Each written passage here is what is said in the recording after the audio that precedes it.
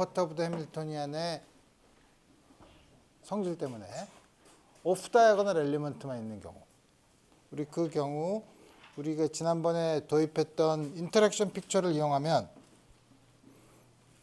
인터랙션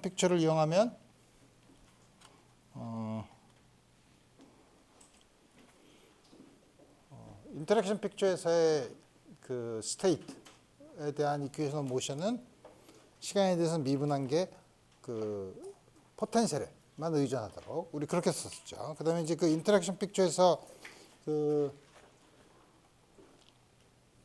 포텐셜을 쓰면 우리 어떻게 썼냐면, 우리 지난 시간에 어디까지 썼냐면, 그래서 그 포텐셜의 형태가 인터랙션. 마지막에 0 W 코사인 오메가 t e to the I 오메가 A 마이너스 오메가 BT, 여기는 오메가 스타 코사인 오메가 t e to the 마이너스 I 오메가 BT 로 되어 있는데, 우리 지난 시간에 했던 게 뭐냐면, 여기 있는 요양 코사인 오메가 t e to the I 오메가 A 오메가 BT, 이건 앞에 있는 것도 엑스포넨셜 폼으로 쓰면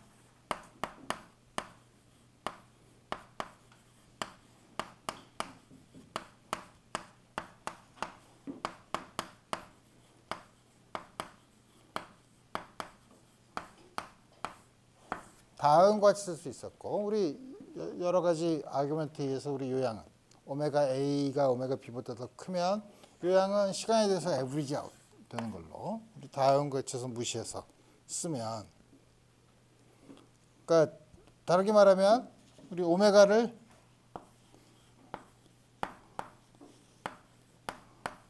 아주 정확하게 맞출 수는 없지만 우리 외부에서의 퍼터베이션이 요 에너지 차이랑 거의 비슷하게 만들 수 있죠. 그래서 그 차이를 델타라고 하고, 델타가 1보다 굉장히 작은 경우를 생각해 봅시다. 이제 이 경우 그렇게 되면 이 포텐셜은 어떻게 쓸 수 있냐면 0 2분의 W, 요게 델타니까 이 to the I 델타 T 2분의 W 스타 e to the 마이너스 I 델타 T, 다음과 같이 주어지죠. 그래서 이제 드디어 인터랙션 픽처를 이용해서 투 레벨 시스템을 기술할 수 있는 준비가 이제 다 됐죠.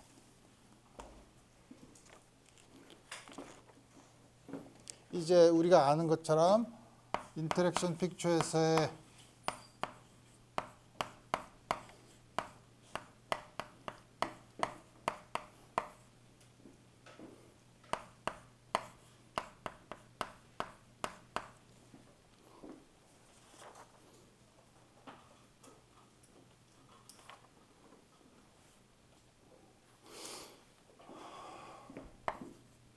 다음과 같이 쓸 수 있는 게 이제 우리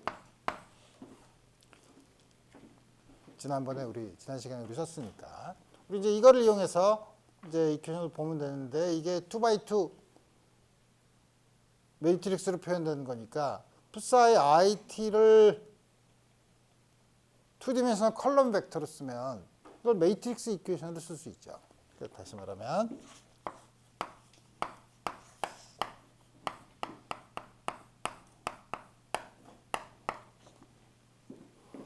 두 개의 컬럼 벡터 AT, BT라고 쓰면, 그러면 여기는 그걸 써서 위에 있는 이 이퀘이션 모션을 쓰면 DDT A, 시간에 대한 의존성은 알 수 있으니까 내가 굳이 T라고 안 쓰고, 요거가 여기다가 쓰지 말고 쓰려면 귀찮으니까 여기다가 씁시다. I H 바 DDT AB는 요거에다가 AB 요 식을 풀면 되는 거죠. 그래서 이 식을 각각의 성분으로 쓰면 IH 바 DADT 2분의 W E to the I 델타 TB dBdt는 2분의 W 스타 E to the 마이너스 I 델타 T A가 되죠. 그 두 개 커플드 디퍼런셜 이퀘이션이 나와요. 물론 이걸 푸는 방법이 여러 가지가 있지만 우리 쉽게 하나를 한 번 더 이걸 위에 거 한 번 더 미분을 하면 요걸 미분하는 것도 있고 요걸 미분하는 텀이 나오는데 요걸 미분하는 텀은 밑에 있는 식을 이용해서 쓰면 요 위에 있는 걸 한번 미분해서 A에 대한 2차 미분 방정식으로 우리 바꿔서 쓰려고 해요. 그래서 보면 d squared A dt squared 한 번 더 미분하면 2분의 W I 델타 B E to the I 델타 T B 그 다음에 요거 미분한 거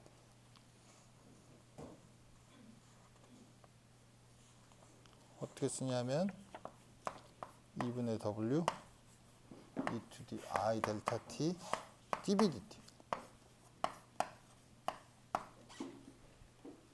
요거는 이게 dB dt는 요 식을 이용해서 A에 대한 식으로 바꿔 쓰고 요거는 B가 있는 것처럼 보이지만 요게 뭐냐면 A에 대한 1차 미분이죠. 그래서 그걸 쓰면 요게 IH 바 DADT니까 마이너스 H 바 델타 DADT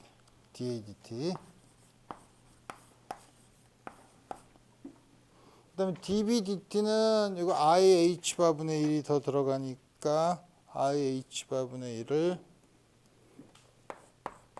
H 바분의 마이너스 I 하면 IH 바분의 dBdt가 되니까 2분의 W 요걸 곱하면 되는데 그러면 요거랑 요거랑 서로 캔슬이 되고 4분의 W 절대값 제곱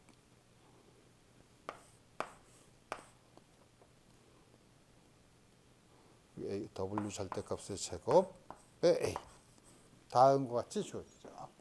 그래서 이 식을 다시 잘 모아서 쓰면 D squared A DT squared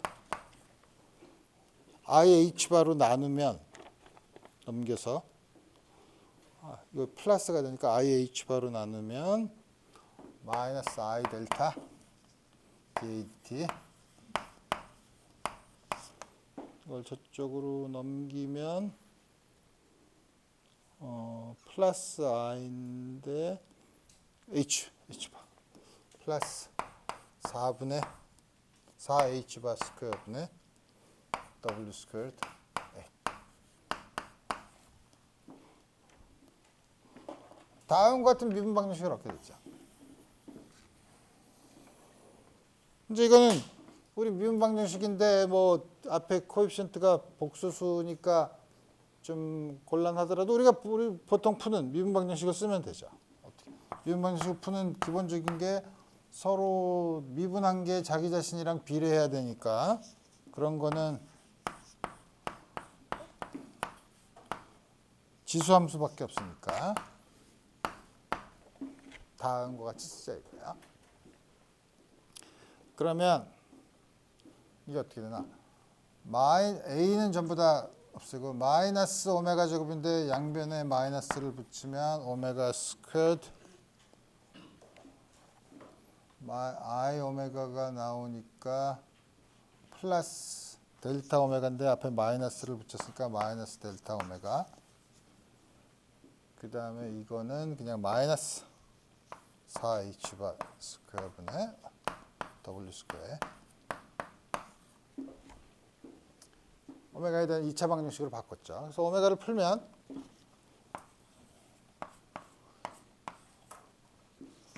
델타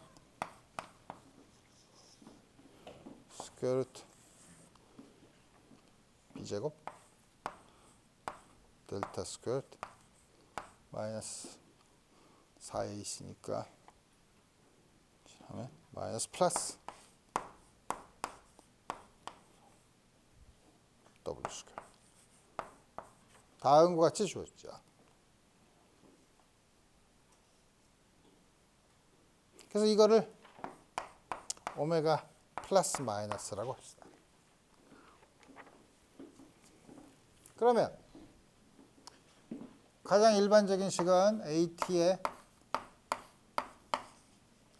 두 개의 적당한 리니어 컨비네이션을 쓰면 되니까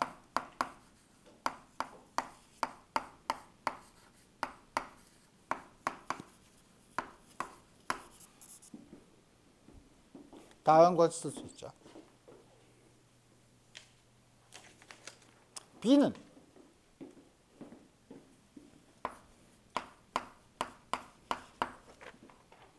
BT는 요걸 써서 A를 미분한 걸로 쓰면 되니까 어떻게 되냐면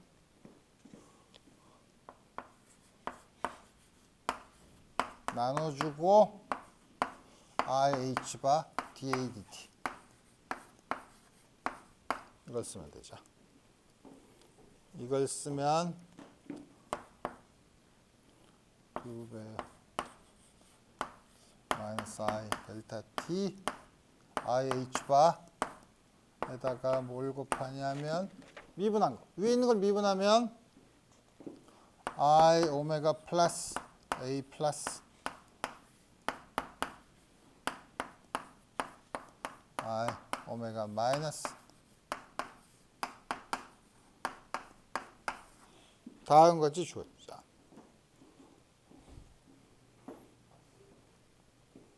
그래서 여기서 보면 이제 이 두 개를 엑스포넨셜 팩터들끼리 결합하면 오메가 플러스 마이너스 델타가 있고 오메가 마이너스 마이너스 델타 텀이 있죠. 그래서 그 두 개를 간단히 써보면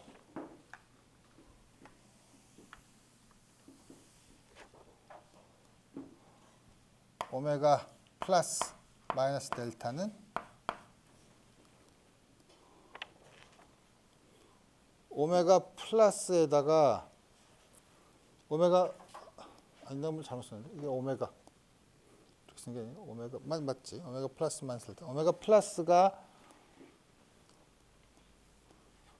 오메가 플러스에서 내가 이렇게 쓰면 안 되는데 가만 델타가 있고 다음과 주어지죠. 오케이. 오메가 플러스에다가 델타를 빼주면 이게 이게 마이너스 2분의 델타가 되죠. 마이너스 2분의 델타 플러스가 되는 거는 전체 마이너스 부를 끄집어내면 오메가 마이너스죠. 이게 마이너스 오메가 마이너스예요. 오메가 마이너스 델타는 오메가 마이너스는 요거 마이너스에다가 2분의 델타를 빼면 마이너스 2분의 델타 마이너스니까 마이너스 오메가 플러스. 따라서 이 양은 여기 i랑 i를 다 곱하면 마이너스 1이 되니까 마이너스 1에다가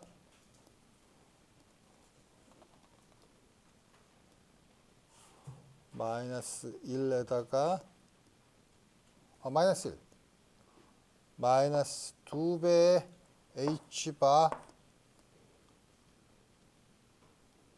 오메가 플러스 w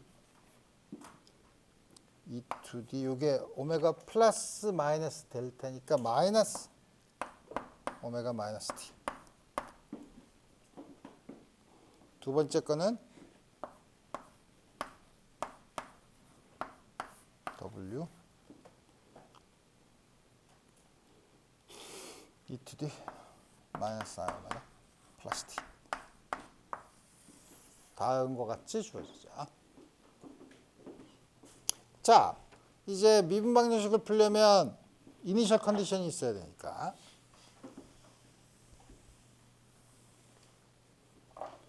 이니셜 컨디션은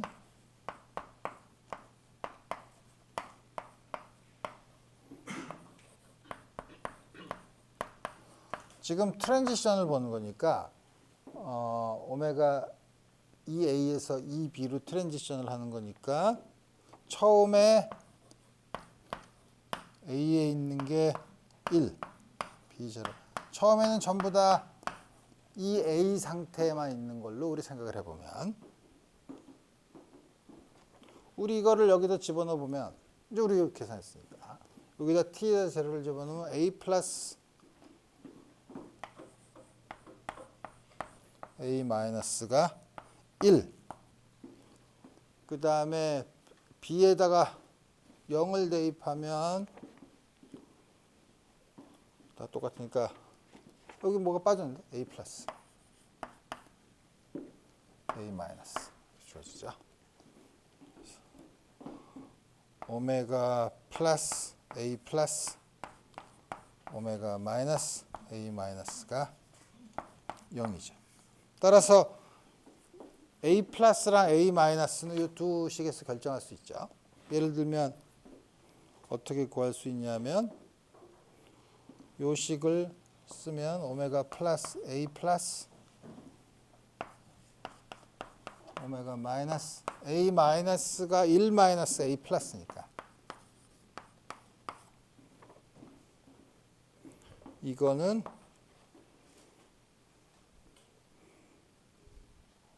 어떻게 쓸 수 있나? 오메가 마이너스 a로 묶으면 플러스 오메가 플러스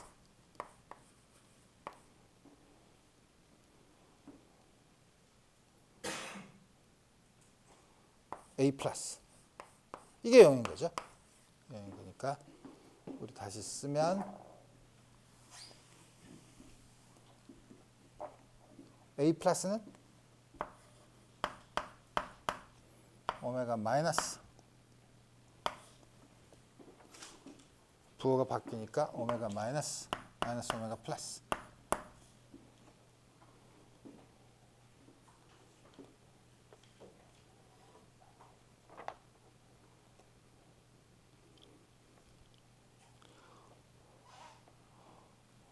오메가 마이너스 오메가 플러스를 쓰기가 귀찮나?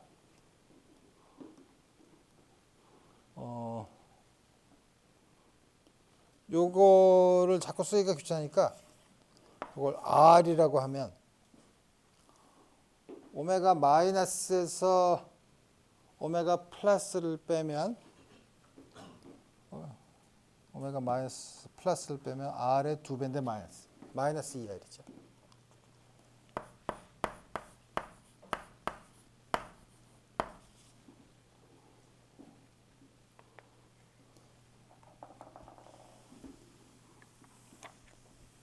a 마이너스는 1 마이너스 a 플러스니까 2r분의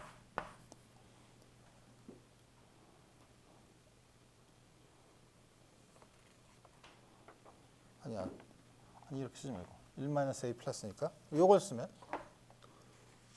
오메가 마이너스 오메가 플러스에다가 1은 오메가 마이너스 오메가 플러스 에다가 오메가 마이너스를 빼니까 마이너스 오메가 플러스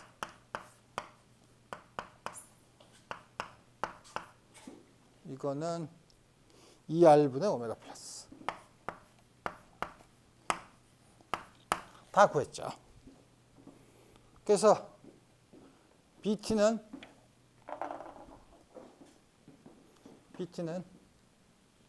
요걸 다 쓰면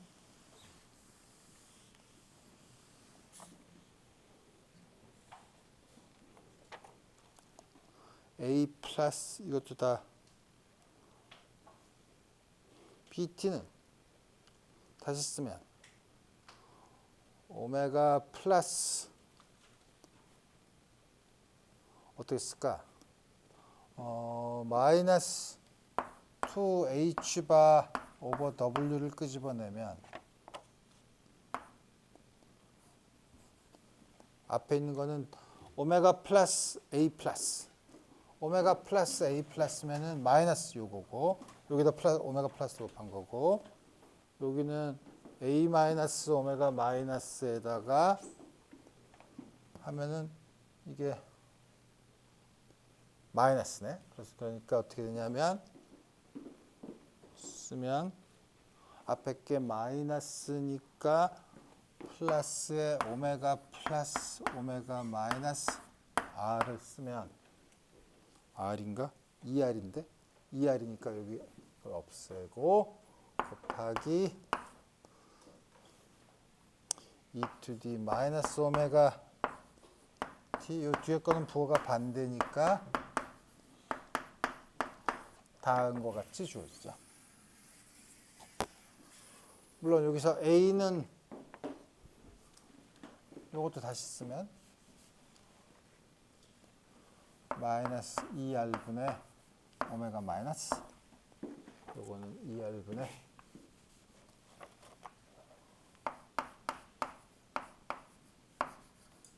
그래서 우리 이니셜 컨디션을 주면 인터랙션 픽처에서 우리가 A와 T 다시 말하면 psi IT를 전부 구한 셈이죠.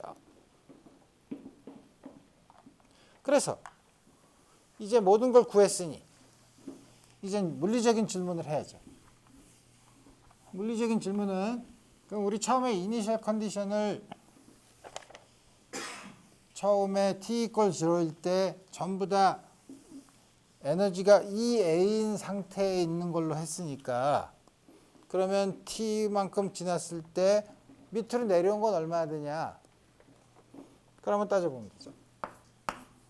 다시 말하면 그 트랜지션이 된 거를 트랜지션 프로바빌리티를 보면 그러면 밑에 있는 거 절대값을 제곱을 하면 되니까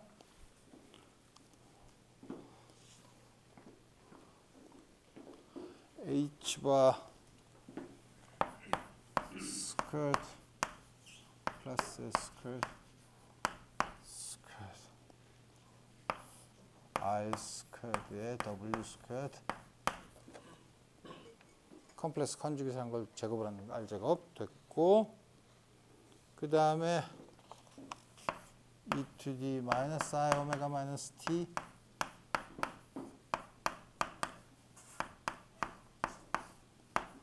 이거의 절대값을 하면 되죠.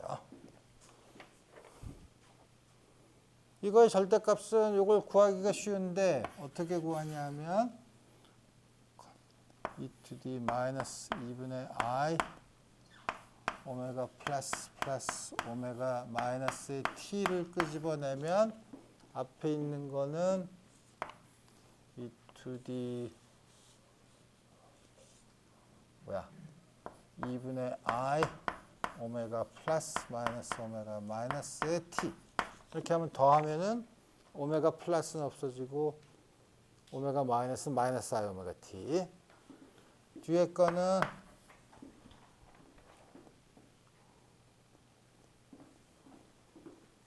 마이너스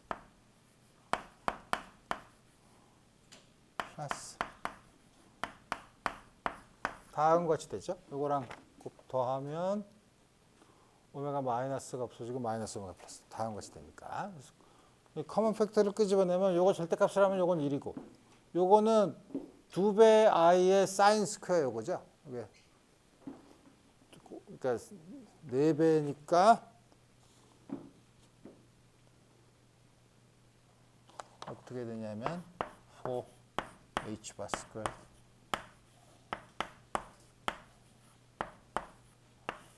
I 스퀘어 W 스퀘어 사인 스퀘어 2분의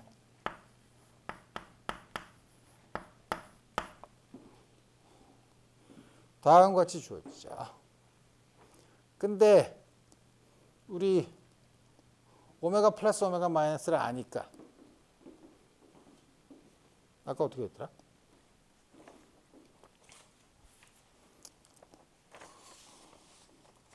오메가에 대한 식이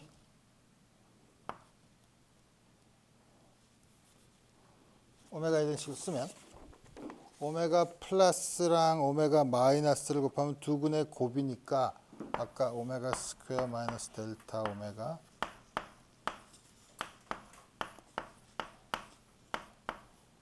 이게 0인 거니까 이게 두 근의 곱이죠. 그거의 제곱을 쓰면 되니까 제곱을 쓰면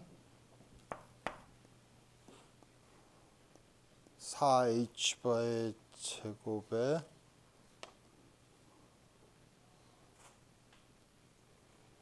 h바의 제곱.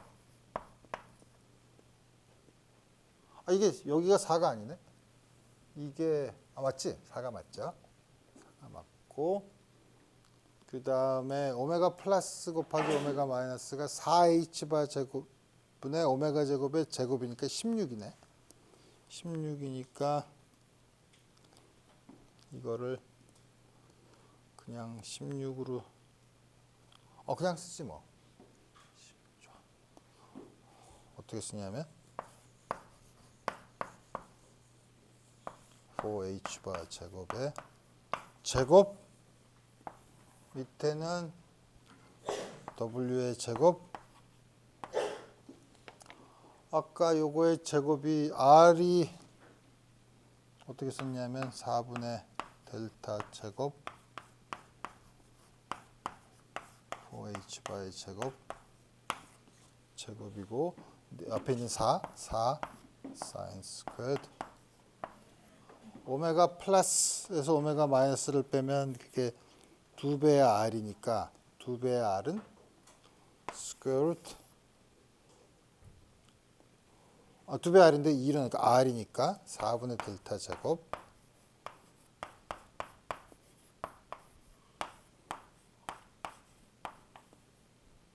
스퀘어의 t 다음과 같이 주어지죠. 복잡하지만 우리 이렇게 다음과 쓸 수 있어요. 이제 덜 복잡하게 하려면은 요게 h바의 스퀘어니까 h바의 스퀘어를 없애면 h바가 되고 그 다음에 16h바 스퀘어를 분모에다가 곱해주면 w 스퀘어드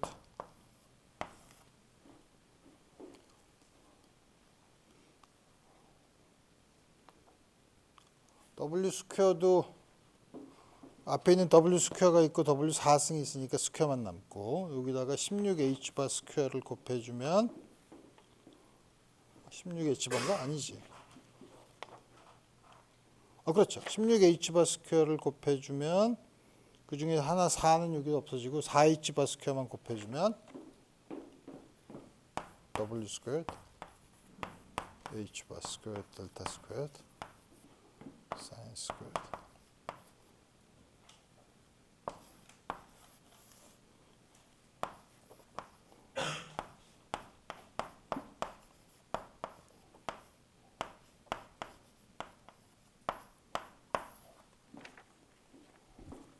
다음과 같이 주어지죠.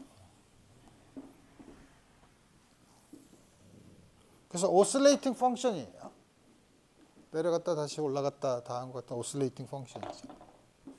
그래서 오실레이팅 펑션 우리 시간에 대해서 그럼 플롯을 해보면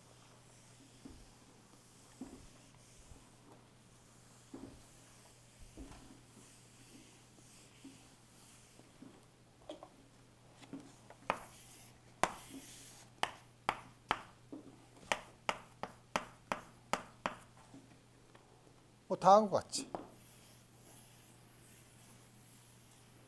같이 오실레이션을 하죠.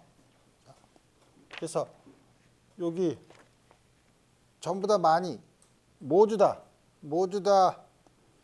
비루간 프로바빌리티는 비루간 프로바빌리티를 보면 다 같지만 얼마냐면 W 스퀘어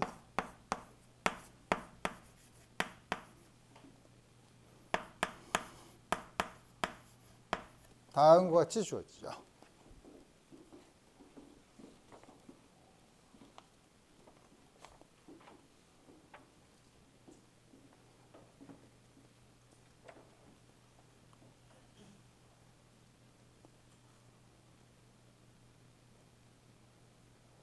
근데 이 크기가 여러분들이 보듯이 알다시피 1보다 작죠. 그러니까 항상 B, A에 있다고 해서 다음과 같은 꼭 트랜지션 조건을 만족시켜 준다고 해서 그 약간 소위 말하는 디튜닝이 된 거죠. 델타라는 게 오메가 A 마이너스 오메가 B에서 얼만큼 벗어나는 거죠. 그 벗어난 정도에 의해서 다음과 같은 형태로 주어지기 때문에 1보다 작죠. 근데 그러면은 오메가를 쭉 그 오메가 A 마이너스 오메가 B 근처에서 이렇게 스캔을 하다 보면 이게 최대가 되는 때가 델타가 0일 때죠. 그때가 이제 레조넌스가 일어나는 거죠. 그래서 레조넌스일 때는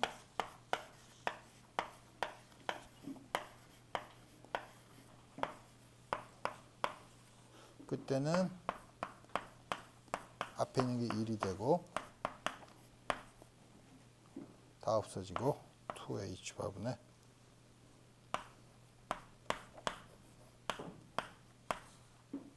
로 주어지죠. 그래서 이때 주기는 당연히 어떻게 되나?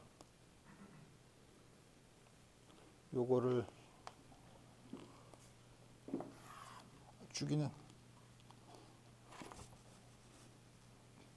주기를 보지 말고 여기 앞에는 요 프리퀀시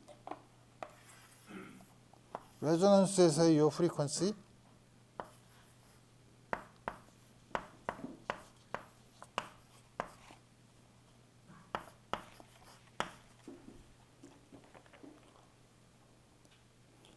요 프리퀀시는 다음과 같이 주어지는데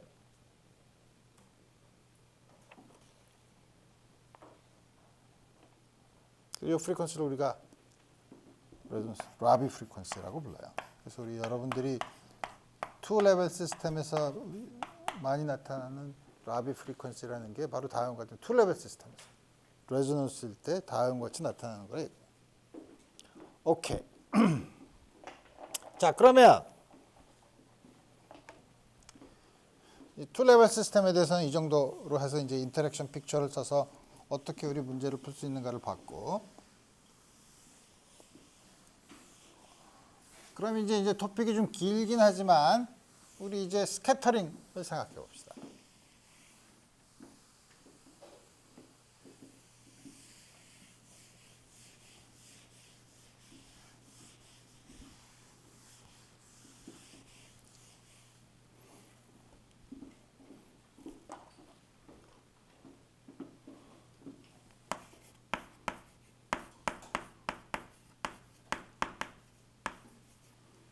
그래서 여러분들이 지금까지 타임 인디펜던트 퍼터베이션 시리에 의하면 여러분들이 소위 스펙트로스코피를 공부를 했어요. 무슨 말이냐면 어떤 주어진 시스템의 에너지 스펙트럼이 어떻게 되느냐. 우리 이런 걸 봤었죠. 근데 에너지 스펙트럼을 보는 게 그냥 볼 수도 있지만 우리 그거를 관측을 할 수 없으니까 우리 보통 어떻게 하냐면 지금 우리 본 이런 투 레벨 시스템에서 라비 프리퀀시를 측정한 것처럼 어떤 빛을 보내서 레조넌트 프리퀀시를 보거나 업소프션 스펙트럼을 보거나 아니면 에너지를 높인 다음에 그 에너지가 떨어지면서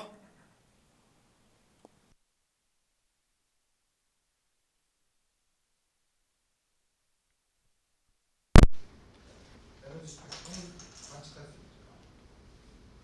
그래서 사실 보면 우리가 그 스펙트로스코피가 굉장히 정적인 것처럼 생각하지만 실제로 측정을 하려면 사실 포톤을 원자에다가 집어넣어서 포톤이 없어버려.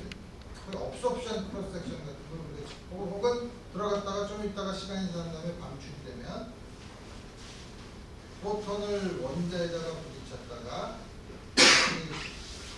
좀 지난 다음에 다시 원자가 다른 진동수를 갖는 포톤으로 방출됩니다.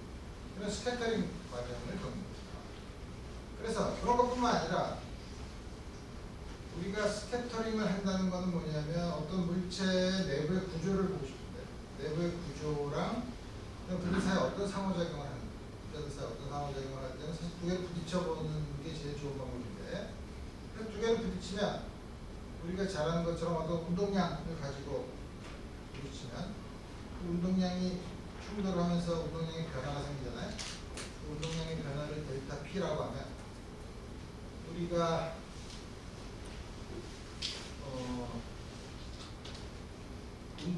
하이젠버그가 어디서 부딪혔을까요?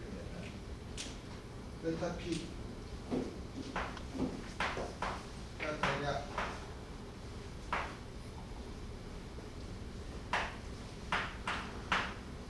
다음과 같이 됩니다. 포함 먹고 있습니다. 1번 델타 S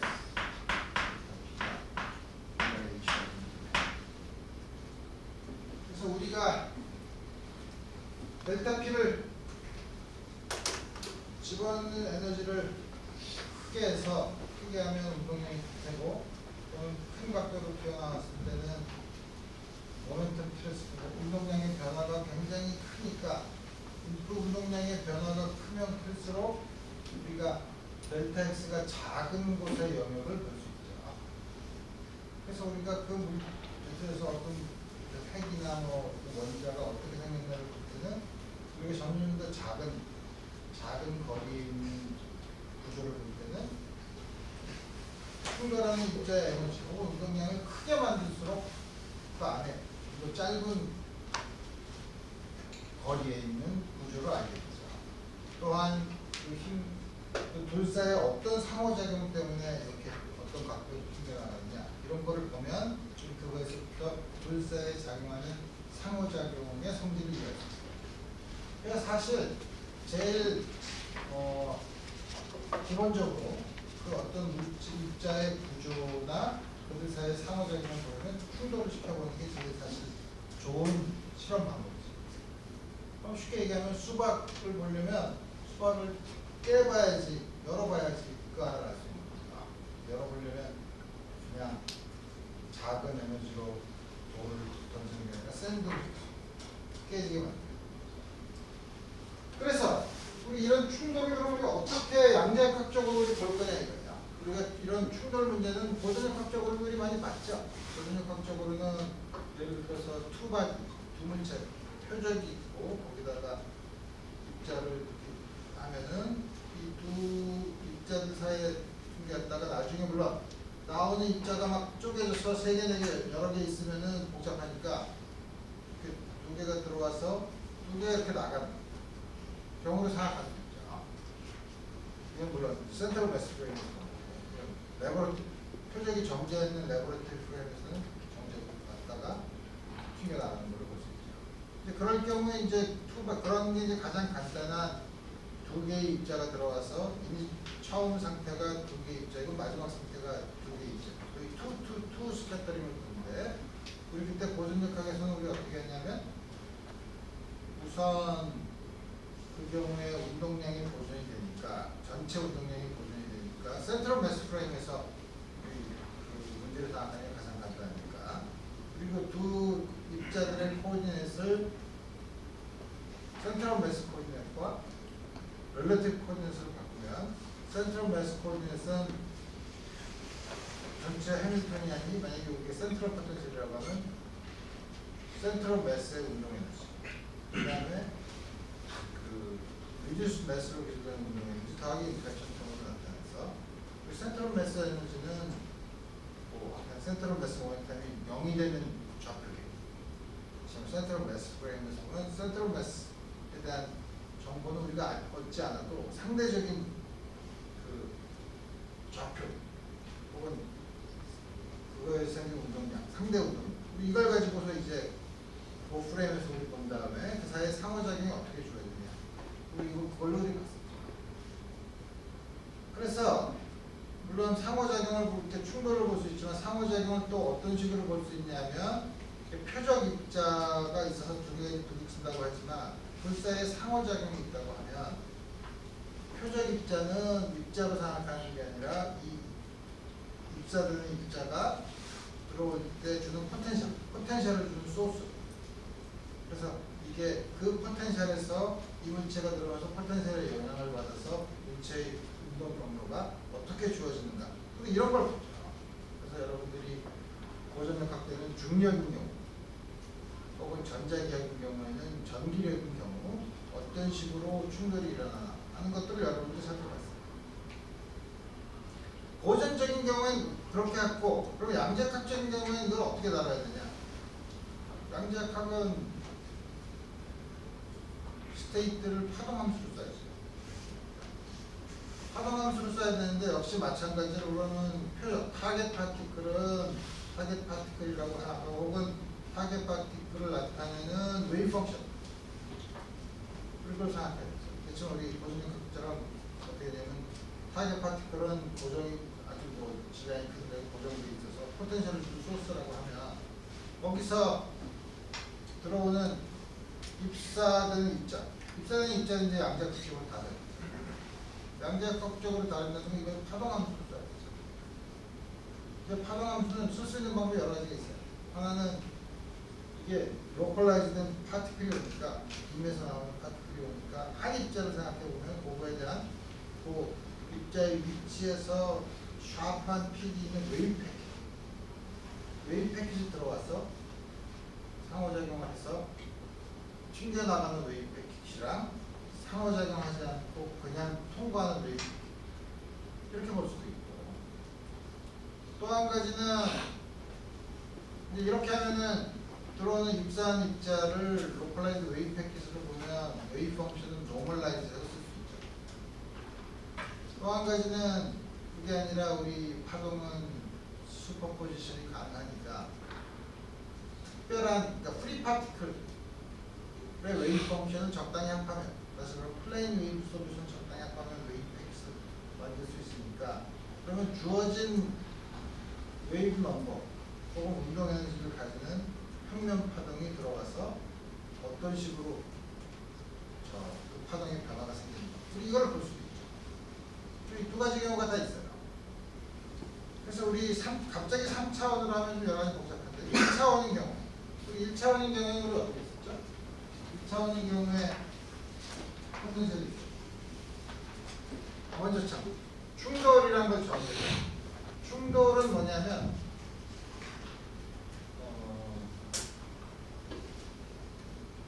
어떤 두 물체 사이 상호작용이 있는데 상호작용을 조금 아까 얘기한 것처럼 여기서 타겟 파티클이 포텐셜을 준다고 하면 포텐셜 에너지에 그러니까 뭐죠? 영향을 끼치는 영역이 있죠.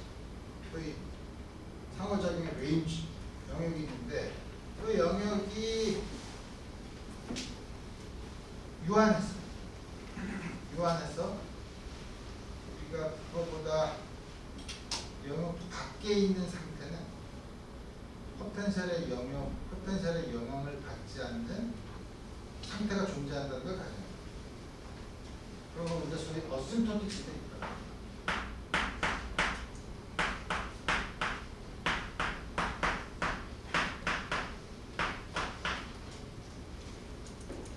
포텐셜의 영향을 그럼 다음 같은 어심토틱 스테이트 다시 말하면 포텐셜 영역 밖에서는 포텐셜에 별 신경 쓰지 않고 여기에서의 웨이브 펑션 혹은 스테이트를 아무런 기술할 수 있으면 프리 파티클 스테이트가 존재하는 게 있어요. 포텐셜 영역 밖에서는. 그 다음에 뭐냐면 들어와서 쭉 지나가면 충돌 인터랙션이 있는 리전에서 인터랙션을 하는 시간 둘이서 막 인터랙션을 처음에 멀리 살펴왔다가 인터랙션을 하고 다시 또 멀리 가죠.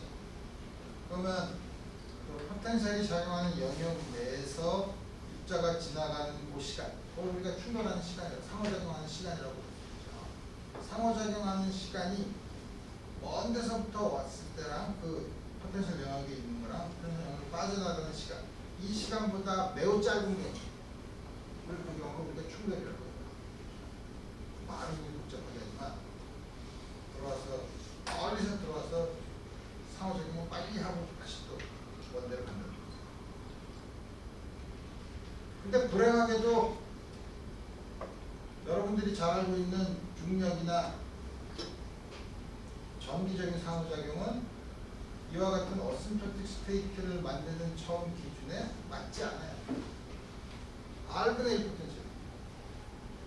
예를 들어서 가우시안이나 이런 거면은 충분히 빨리 줄어들어서 우리가 소위 어심프토틱 스테이트라는 거를 정할 수 있지만 쿨럼 포스 같은 경우에는 어심프토틱 스테이트를 결정할 수 없어요.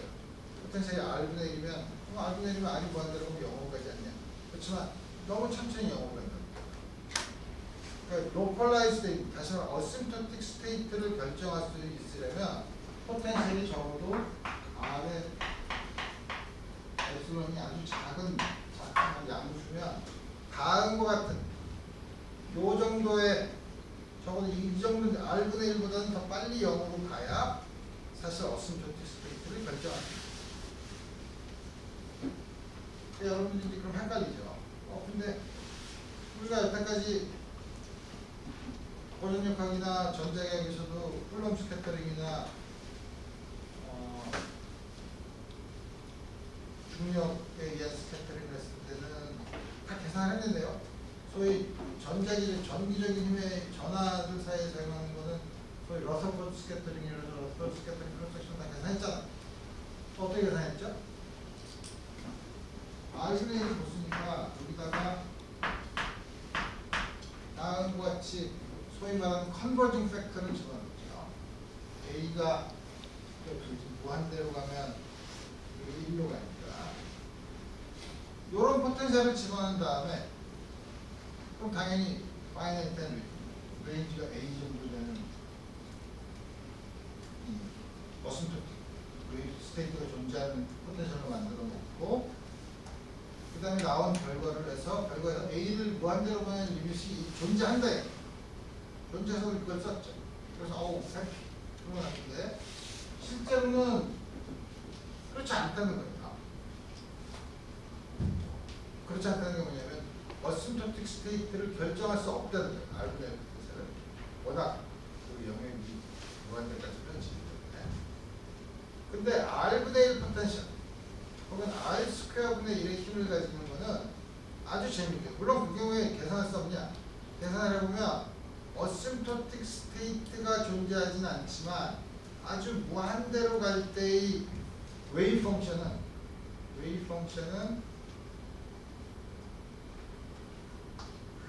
그래서 플레인 웨이브나 뭐 이런 거에 비해서 다른데 다른 형태가 우리가 보통 플레인 웨이브라 그러면 뭐 이게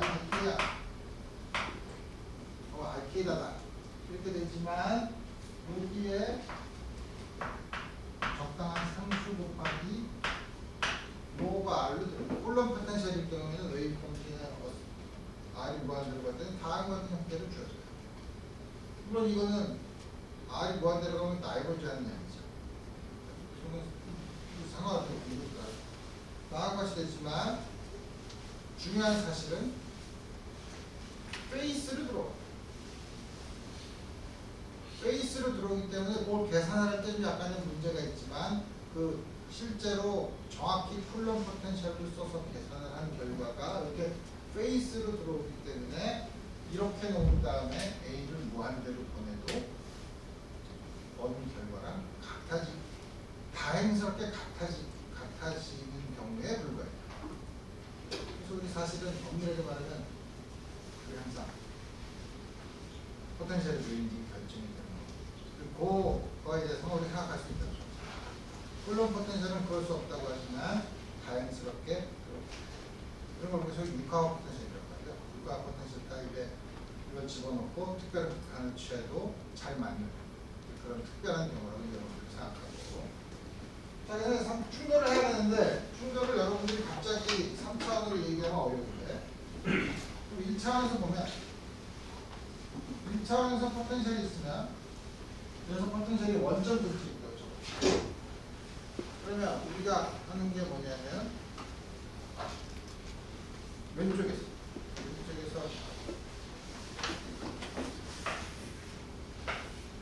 포텐셜이 있으면 왼쪽에서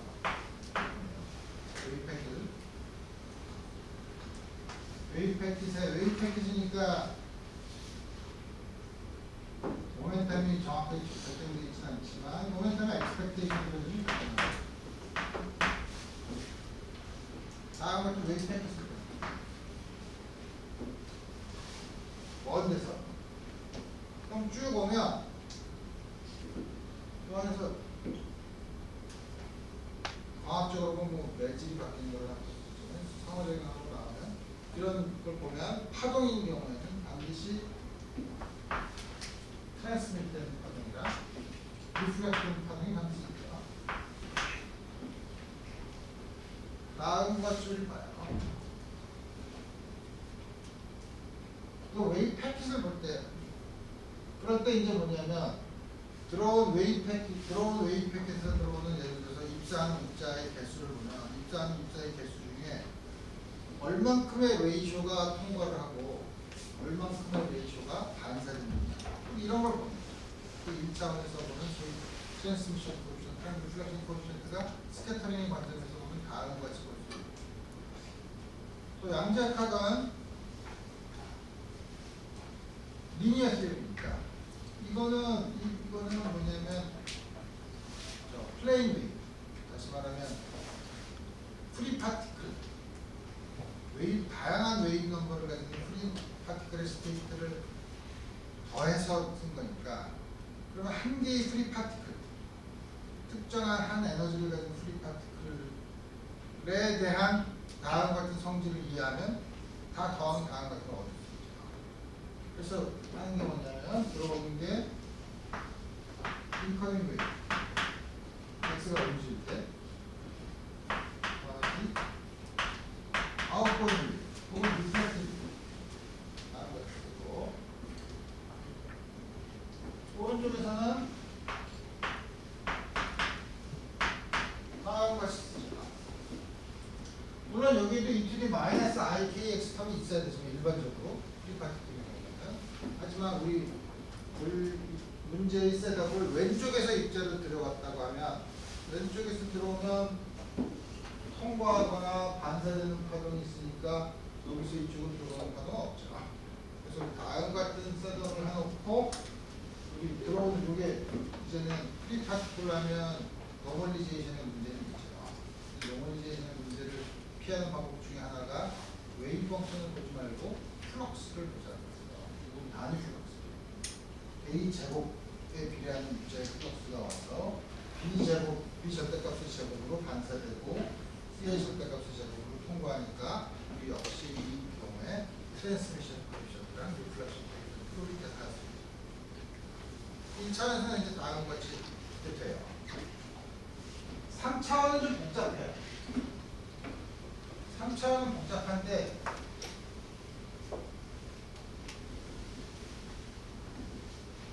3차원은 이게 포텐셜이 이렇게 있다고 칩시다. 웨이브에서 웨이브 패킷을 써 H와 K 물론 패킷은 여기는 뒤로 반사하지만 꼭 뒤로 반사하지 않죠. 아까 그대로 통과돼가는 파동은 이 포텐셜과 상호작용하지 않는 파동이 쭉 있어요. 그다음에 이거랑 상호작용을 해서 나가는 다음 같은 웨이브 패킷이 있을 거예요. 그 다음에 우리가 디텍터를 여기다 놓죠. 이게 측정합니다.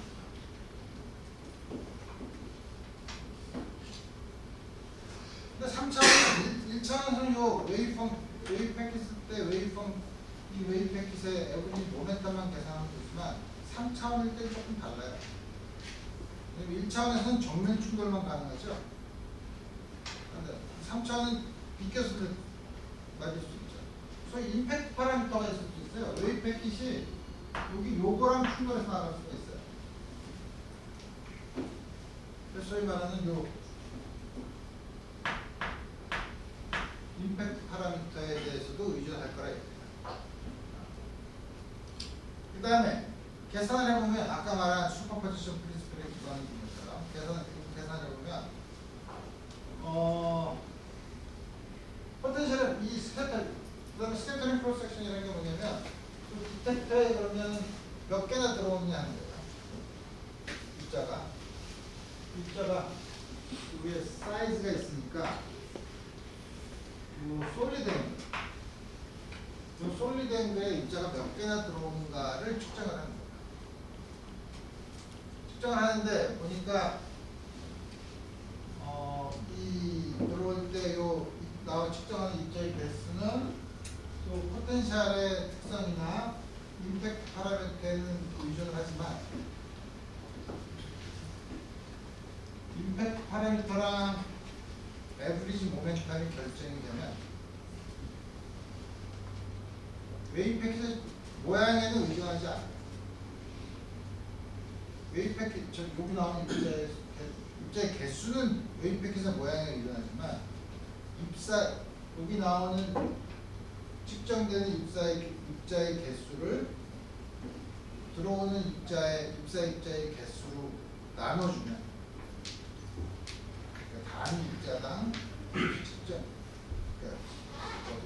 단위 시간당 한 입자가 들어왔을 때 측정되는 입자의 개수를 보면 그거는 웨이브 패킷의 쉐입에 의존한다. 거기서 따라서 쉐입 웨이브를 쓸 수 있다. 다만 3차원에서는 이런 문제가 있기 때문에 우리가 복잡한데 그래서 우리 어떻게 하냐면 스캐터링 크로스 섹션은 우리가 보통 시그마라고 쓰고 이 그림에 그린 거는 소위 디퍼런셜 스캐터링 크로스 섹션은 정해. 디퍼런셜 스캐터링 크로스 섹션은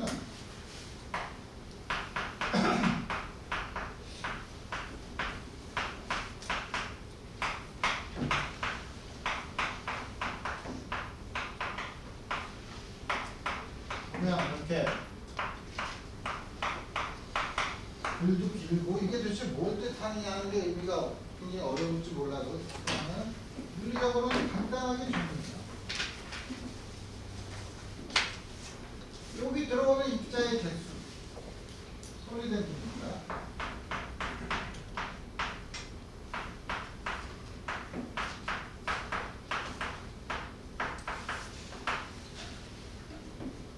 근데 여기 있는 입자의 개수는 계속 보내면 계속 늘어나죠. 그래서 그 다음에 이 웨이브 패킷이 아주 입자 수가 많으면 들어온 입자 수가 많으면 측정되는 입자 수도 많죠. 그러니까 우리 요거의 특성을 보려면 단위 시간당 단위 입자 수가 한 개, 단위 시간당 단위 입자당 들어왔을 때 우리 나오는 거 비율 다시 말하면 유닛 플럭스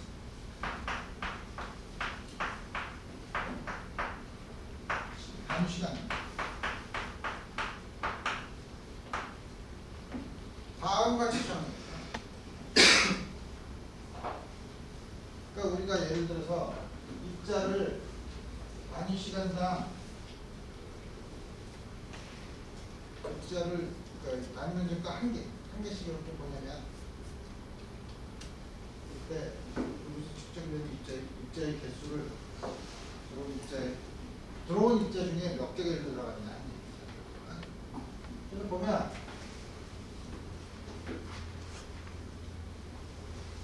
이거를 보면 플럭스도 입자의 개수니까 차원을 보면 입자의 개수는 차원이 없는 거죠. 숫자를 세는 거니까. 이 플럭스는 뭐죠? 단위 시간당 단위 면적당 입자의 개수죠. 단위 시간당 단위 면적당 입자의 개수인데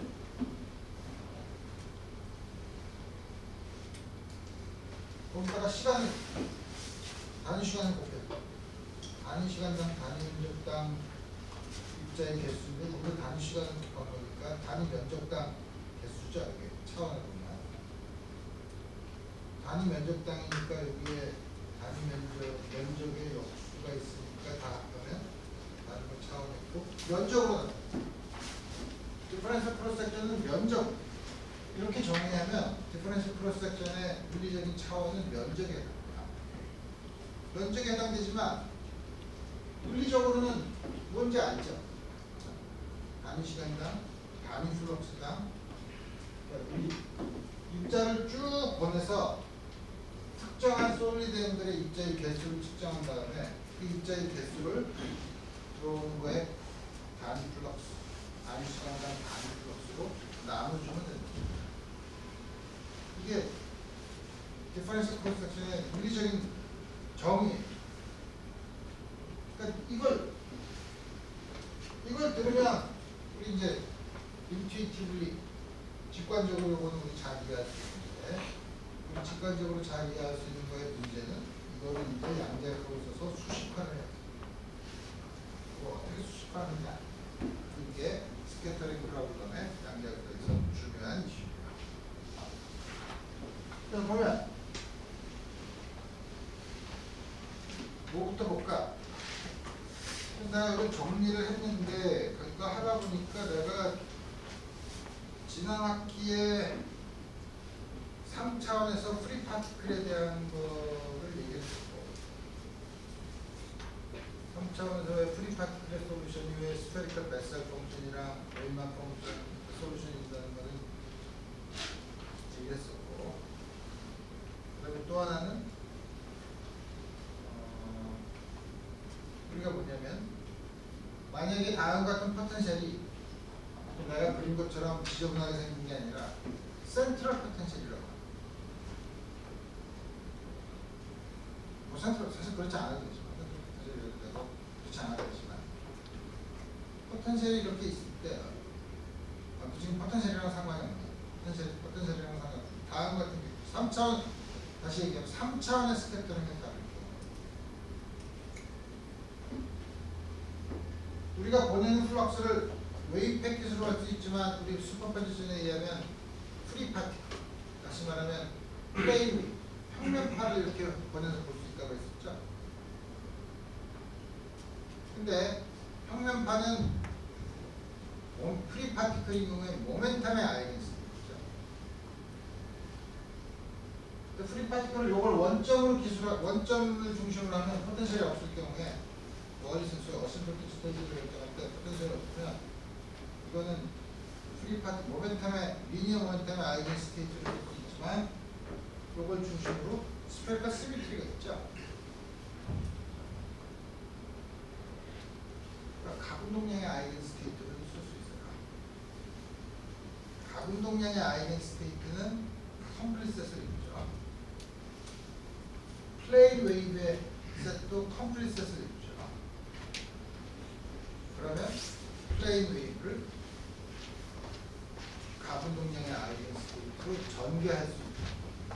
또 전개하는 거 우리가 뭐라고 하냐면 파셜 웨이브죠. 두 개는 나같이 했기 때문에 굳이 얘기를 하진 않겠지만 우리 다 알고 같은 어떤 형태로 있는가를 볼 수 있냐면 간단히만 쓰면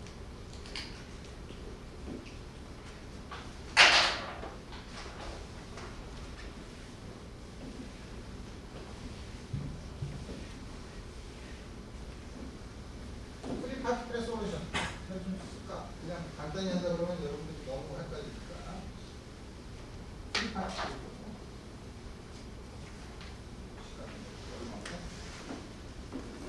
프리 파티클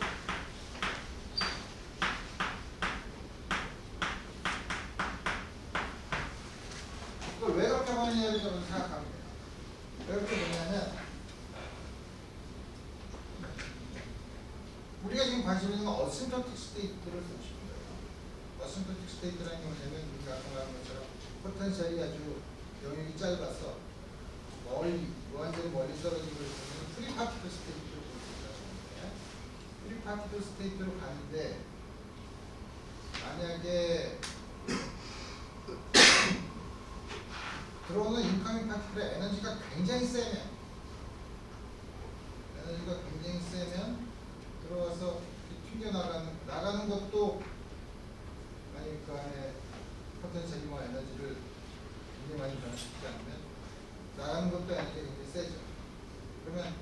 들어오는 것도 프리 파티클, 플레인 웨이브, 나가는 것도 플레인 웨이브 쓸 수 있어요.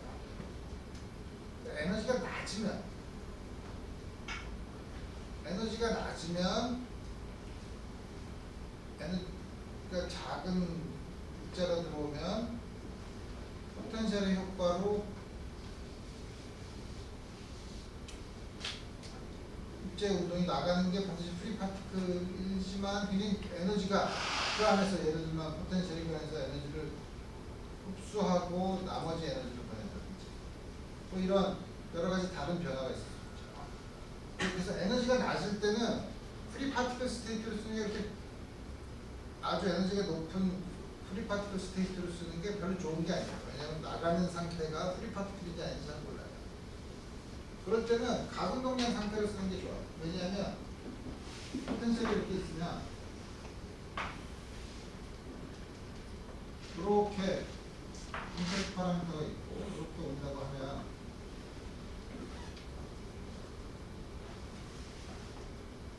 가동동량이 I 곱하기 P일 거 아니야? 크기만 보면 안 돼요.